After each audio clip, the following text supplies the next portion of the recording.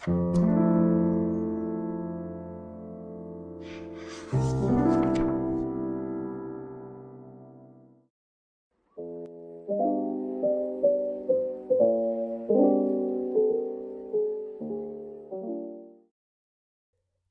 8. The Daily Life of the Future Classics Club.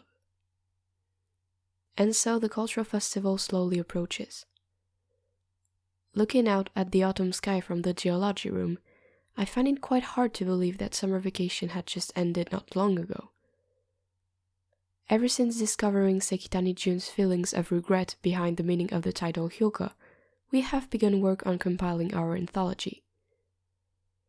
Currently, we're still not finished with it. As I wrote a response to my sister's letter from months ago, a scene of carnage was occurring beside where I was sitting. "Fuku-chan, are you done yet? The publisher's deadline is coming soon!" Ibara was nearly screaming as Satoshi had still not completed his allotted number of pages. Even Satoshi, who was normally calm, was beginning to show some anxiety. "Just a little bit more, I'm almost there." "That's what you said a week ago."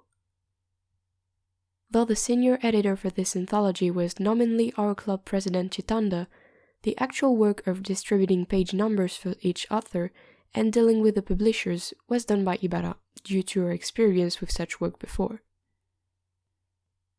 Under Ibara's strict schedule, progress in the completion of this edition of Hyouka went on smoothly. While I've not yet seen Ibara's manuscript, she will probably write something about her thoughts on a classical manga series. I remember she said it's called Tera Mu or Numbers or something like that, but somehow I get the feeling she was just randomly picking a title. On the other hand, Satoshi's unfinished manuscript, which Ibara was trying to whip to completion, was what Satoshi described as a comedy related to Zeno's paradox. That sounded like a rather random title, though reading the back issues of Hyouka, it does seem that they publish almost anything. Hence, Satoshi decided his classic paradox themed title was considered classic as well, though I do think he could have come up with something better. As Satoshi was already busy with the Handicraft Club and the Student Council Committee, he seemed to be in distress as only a small amount of these allotted pages were filled. It seems Satoshi wasn't particularly good at writing, which was a surprising weak point I've discovered. As Satoshi scrambled to write his manuscript with a stiff smile, Ibara walked in circles behind him while looking at her wristwatch. As though remembering something, she turned to speak to me. "By the way, where's Chi-chan? I needed to talk to her about the budget."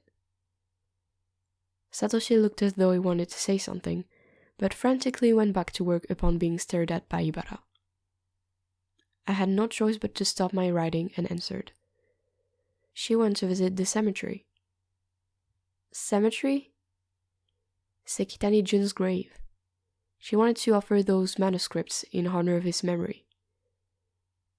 Those manuscripts referred to a conclusion that we wrote concerning the event 33 years ago. It was written by me with Chitanda's assistance. I refrained from any unnecessary rhetoric and kept the text dry and prose-like.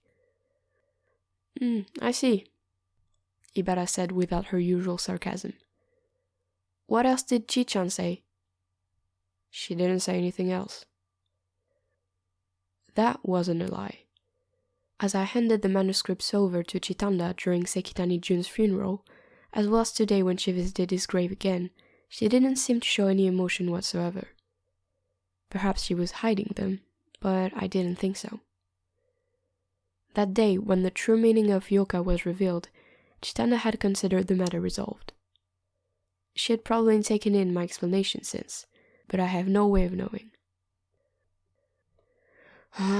"Fuku-chan, your hand stopped writing. We only have 5 minutes left." "5 minutes? Mayaka, this is too brutal." As the skit beside me resumed once again, I went into thinking.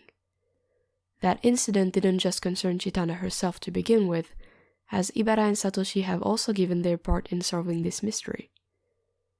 But What about me? As I finished my letter, I placed it in my shoulder bag. I felt sleepy with the blow of the autumn breeze.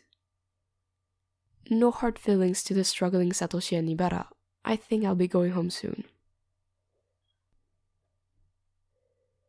And then it happened. The door opened and someone flew into the room. She seemed pretty flustered. It was our club president Chitanda, who was busy catching her breath with her head facing down. We were all lost for words by her sudden appearance. After getting her breath back, Chitanda lifted her face at last. "Hey, Chitanda-san, I thought you'd gone to visit the cemetery." She nodded at Satoshi's question. "Yes, but there's just something that I feel curious about." Feel curious about? I had a bad feeling about this. No, this wasn't just a feeling. It was the experience of knowing something is about to happen. Chitanda's hair was glossed with some sweat while her face was slightly red. And those eyes, which were sparkling, felt so full of life. It was a sign her curiosity was about to explode. "Chi-chan, what do you mean feeling curious?" "Stop asking," I said to myself as Chitanda turned and prepared to leave the room. Or that's what I thought she was about to do, but nothing ever escapes her attention. I found my wrist being caught by her hand. "Oriki-san, let's go! To the archery hole, we might still make it." What is it all of a sudden? Even though I knew it was pointless, I still protested. But Chitanda shook her head at my request for an explanation. "It's much faster to see it than to speak about it." It's useless. Once Chitanda decides on something, it would be more efficient energy-wise to just go along with her whims. Satoshi smiled while Libera shrugged her shoulders as they looked at us. Giving up, I said, Okay, I'm coming. Since you're grabbing me, it means that, right?" Chitanda stopped and turned to face me.